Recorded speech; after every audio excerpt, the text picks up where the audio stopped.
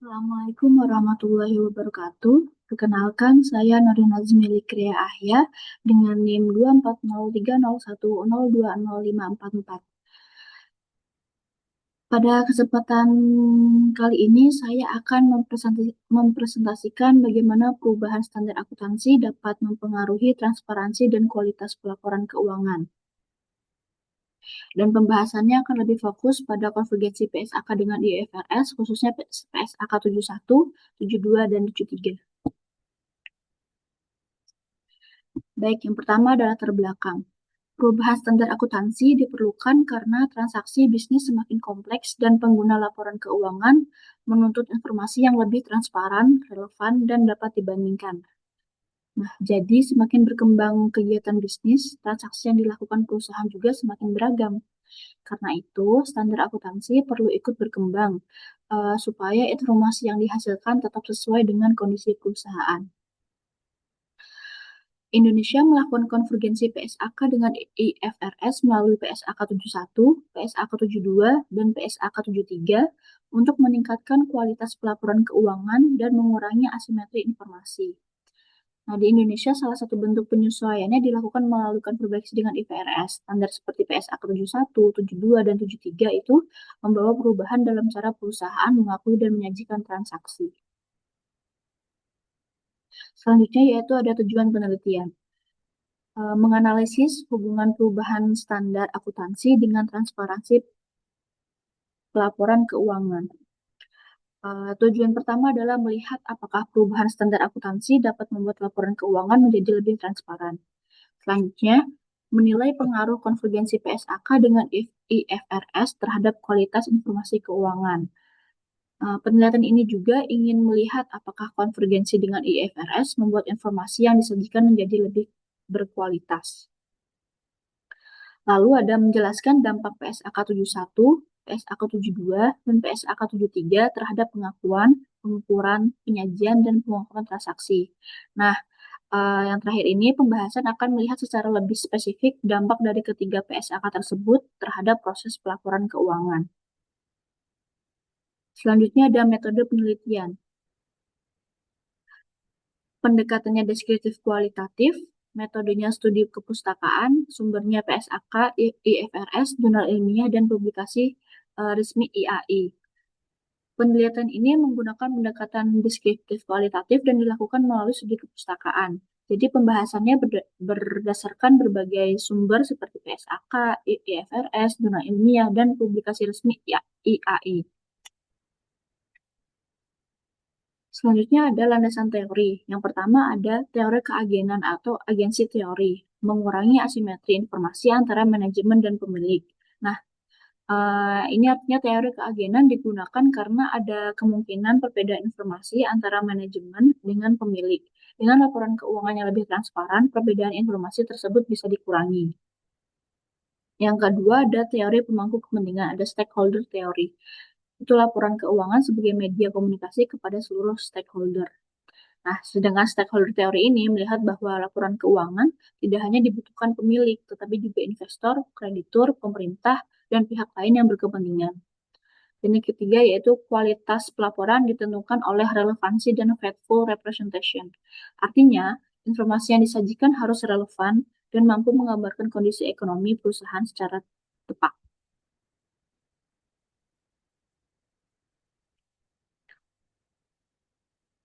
Selanjutnya ada konvergensi PSAK dengan IFRS. PSAK 71 instrumen keuangan, PSAK 72 pendapatan dari kontrak dengan pelanggan, PSAK 73 tentang sewa. Nah, tiga standar inilah yang menjadi fokus utama dalam pembahasan.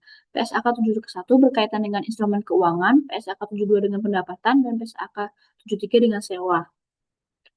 Selanjutnya, pendekatan IFRS bersifat principle based sehingga membutuhkan professional judgment.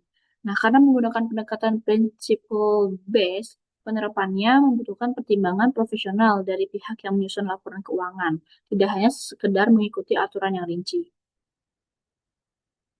Selanjutnya yaitu dampak terhadap transparansi. Yang pertama, pengungkapan risiko menjadi lebih luas. Dengan standar yang baru, perusahaan perlu memberikan informasi risiko secara lebih lengkap.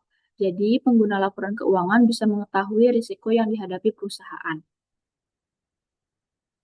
Selanjutnya, estimasi akuntansi dan asumsi manajemen dijelaskan lebih rinci. Nah, tidak hanya hasil akhirnya, perusahaan juga perlu menjelaskan estimasi dan asumsi yang digunakan dalam penyusunan laporan. Dan yang ketiga, kesenjangan informasi antara manajemen dan pihak eksternal berkurang. Dengan informasi yang lebih lengkap tersebut, pihak luar perusahaan menjadi lebih mudah memahami kondisi perusahaan.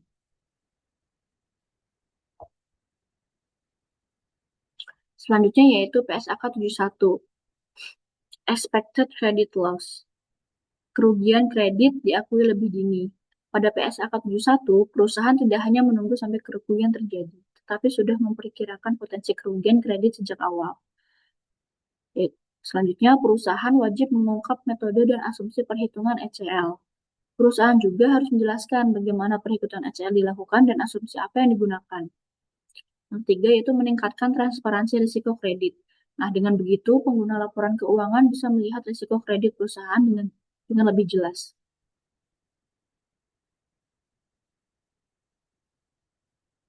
Selanjutnya, PSAK 72, pengakuan pendapatan loss. Pertama, menggunakan model 5 langkah, 5-step model. PSAK 72 menggunakan model 5 langkah untuk menentukan bagaimana dan kapan pendapatan diakui. Kedua, fokus pada performance obligation. Fokusnya adalah pada kewajiban pelaksanaan yang harus dipenuhi perusahaan kepada pelanggan. Yang ketiga, pendapatan diakui sesuai pemenuhan kewajiban kontrak. Jadi, pendapatan diakui sesuai dengan pemenuhan kewajiban dalam kontrak, sehingga pengakuannya lebih sesuai dengan aktivitas perusahaan. PSAK 73, pengakuan sewa. Sewa operasi kini diakui sebagai aset hak guna dan liabilitas sewa. Nah, PSAK 73 membuat transaksi sewa menjadi lebih terlihat dalam laporan proses keuangan karena diakui sebagai aset hak guna dan liabilitas sewa. Lalu, aset dan kewajiban perusahaan tersaji lebih lengkap. Nah, dengan begitu, pengguna laporan keuangan bisa melihat kewajiban perusahaan yang berasal dari sewa dengan lebih jelas. Selanjutnya, struktur pendanaan perusahaan menjadi lebih jelas. Informasi ini kemudian membantu investor maupun kreditur dalam melihat bagaimana perusahaan membiayai kegiatan usahanya. Next, pengaruh terhadap kualitas pelaporan. Informasi menjadi lebih relevan. Artinya, informasi yang diberikan lebih berguna bagi pengguna dalam mengambil keputusan. Lalu, lebih mencerminkan substansi ekonomi transaksi. Laporan keuangan tidak hanya melihat bentuk transaksinya, tapi juga berusaha menggambarkan kondisi ekonomi yang sebenarnya. Lalu lebih konsisten antar periode dan antar perusahaan. Nah, hal ini juga membuat laporan keuangan lebih mudah dibandingkan, baik dari waktu ke waktu maupun antar perusahaan. Nah, kita masuk ke studi kasus. Kasus yang pertama ada dari PT Garuda, PT Wijaya Karya, Bank Mandiri. Nah, untuk melihat penerapannya secara lebih nyata, pernyataan ini menggunakan 3 contoh perusahaan dari sektor yang berbeda. Pertama ada PT Garuda Indonesia, itu penerapan PSAK 73. Penerapan PSAK 73 meningkatkan aset dan liabilitas yang dilaporkan. Rasio utang meningkat dan EBITDA dapat meningkat karena perubahan klasifikasi beban sewa. Nah, pada Garuda Indonesia ini, dampak PSAK 73 terlihat dari meningkatnya aset dan liabilitas yang dilaporkan karena adanya pengakuan aset hak guna dan liabilitas sewa. Selanjutnya ada PT Wijaya Karya. Itu penerapan PSAK 72 mengubah pengakuan pendapatan proyek. Perusahaan harus mengidentifikasi kewajiban pelaksanaan. Pengumuman kontrak menjadi lebih rinci. Nah, untuk Wijaya Karya, perubahan paling terlihat pada pengakuan pendapatan proyek karena perusahaan harus melihat kewajiban pelaksanaan dalam kontraknya. Selanjutnya ada Bank Mandiri. Penerapan PSAK 71 meningkatkan pencadangan kerugian kredit. Risiko kredit tercermin lebih cepat. Informasi kualitas portofolio kredit menjadi lebih baik. Nah, sedangkan pada Bank Mandiri ini, PSAK 71 membuat risiko kredit dapat tercermin lebih cepat melalui pencadangan kerugian kredit. Lalu ada tantangan implementasi. Ada kompetensi sistem pengawasan. Nah, 3 hal utama yang menjadi tantangan yang tadi. Diperlukan professional judgment yang lebih tinggi dalam penerapan standar berbasis prinsip. Karena sifatnya principle based, kemampuan profesional tenaga akuntansi menjadi semakin penting. Selanjutnya, perusahaan perlu memperbarui sistem informasi, kebijakan, dan prosedur pelaporan. Perusahaan juga harus menyesuaikan sistem dan prosedur yang sudah ada dengan standar yang baru. Yang ketiga, keberhasilan implementasi dipengaruhi oleh kualitas pengawasan dan konsistensi penerapan antar perusahaan. Jadi, penerapan standar tidak cukup hanya dengan membuat aturan, tetapi juga perlu pengawasan agar penerapannya konsisten. Selanjutnya itu ada dampak bagi pemangku kepentingan. Investor penilaian risiko lebih baik, kreditur evaluasi kemampuan bayar lebih akurat, regulator praktik pelaporan lebih seragam, perusahaan meningkatkan kredibilitas laporan keuangan. Jadi, manfaatnya bisa dirasakan oleh berbagai pihak. Investor dan kreditur mendapatkan informasi yang lebih baik untuk mengambil keputusan, regulator lebih baik untuk melakukan pengawasan, dan perusahaan sendiri bisa meningkatkan kredibilitas laporan keuangannya. Nah, selanjutnya ada sebelum dan sesudah konvergensi IFRS.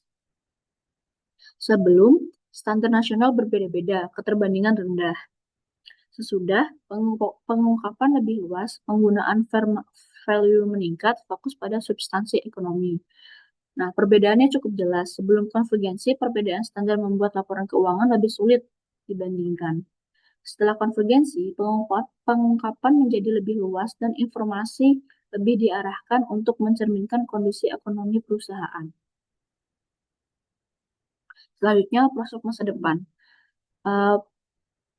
Yang pertama ada pelaporan keberlanjutan atau sustainability reporting. Kedua, integrasi aspek keuangan dan keuangan. Dan yang ketiga, pemanfaatan big data, blockchain, dan kecerdasan buatan dalam akuntansi. Nah, ke depan, perkembangan akuntansi tidak hanya berkaitan dengan laporan keuangan. Isu keberlanjutan dan informasi non-keuangan juga semakin penting. Selain itu, perkembangan teknologi seperti big data, blockchain, dan AI juga akan ikut mempengaruhi praktek akuntansi.